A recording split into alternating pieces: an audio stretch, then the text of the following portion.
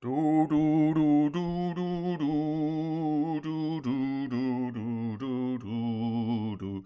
Now thank we all our God with hearts and hands and voices. Heartfully Sorry, Part 2 of 3, Sunday, May 11th, 2025. Following Saturday morning breakfast and me reading the Bible illustrated and explained for children to my 90th percentile reader grand one, we three kin hopped in our car and drove the short distance to John's house in preparation of riding bicycles along with son Kevin and DIL Katie. I've been a big biker since way back in 1980 when I met my wife, and after Kevin was born in 1990, we began towing Kevin around in a bike trailer before he was a year old. Kevin and his younger brother grew up riding bikes with us, and like me, cycling is Kevin's major form of exercise. For the first 30 plus years of Kevin's life, I rode farther and faster than he did, but neither of those are true anymore. I ride almost daily and manage to hit 5,000 miles per year, but Kevin definitely rides farther than I do. Katie didn't grow up in a bike obsessed home, but she also rides. And later this month, she signed up for a 42-mile ride, which is about twice as far as her comfort zone. Kevin's 40-plus hour work schedule is Wednesday through Saturday, and sometimes he'll ride during his lunch hour. Durga, John, and I drove to their house and loaded the used tandem I gifted them for Christmas along with the vintage truck I'd given Katie a few years earlier and Durga's bike on our bike rack and headed to the Great Western Trail where we met Kevin.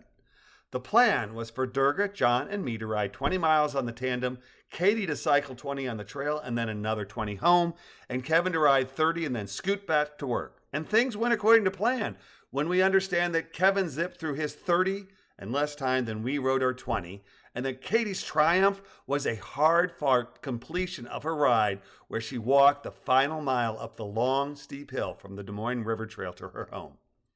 After our ride, we three headed back to our rental with food from Subway, and after showering and eating, Durga drove the three of us to St. Joseph Catholic Church for reconciliation.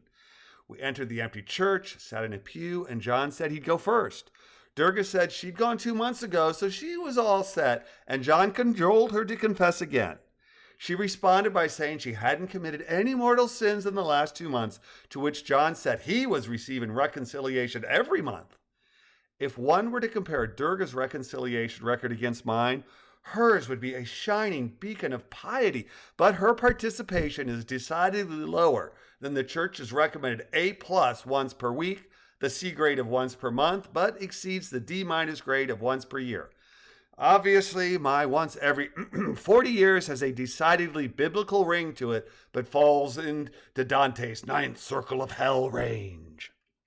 Before John headed into the confessional, I asked him if he was going to do face-to-face or the traditional screen confession, and he said he was going to try face-to-face.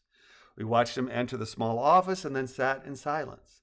I was wondering how the priest would respond to my extremely tardy confession, but before I could fret about it, John was back and it was my turn.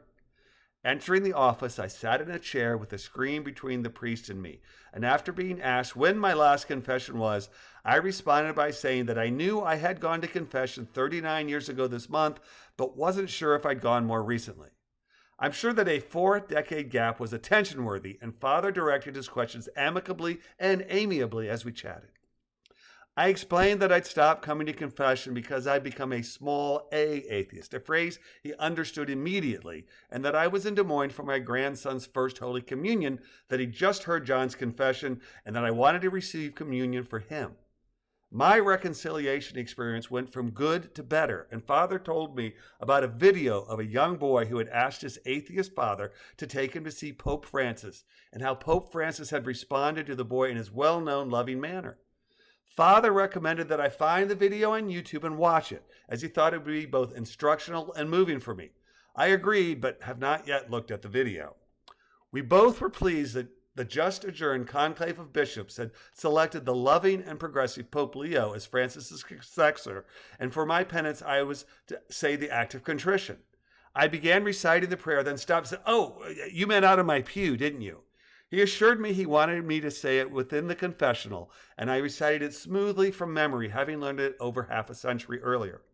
When I got back to our rental, I texted one of my brothers and my younger son. I texted my son, "I just went to confession so I can partake of the Eucharist for his first Holy Communion tomorrow.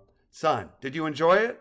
The priest made it easy, so I guess my answer is yes. Son, haha, I'm sure that made it a bit fun then. Now the priest will remember you forever. Possibly. Son, write a story about it and share it with the church website. I'm sure there is one. I texted my brother. Just went to confession so I can partake of the Eucharist for his first Holy Communion tomorrow. Brother, do you feel fresh and clean? $5 says you didn't tell him all of the worst stuff. First time in 39 years. Most of my worst stuff was before I got married. I went to confession before I got married. John's first communion. Brother, okay, you can still get in then heaven. The priest had me recite the act of contrition out loud in his presence. I said it actor style with panache. Brother, God bless you for remembering. When we spoke to Kevin and Katie about taking John to confession, Durga felt compelled to say that John had been in and out in 1 minute while I had taken 7.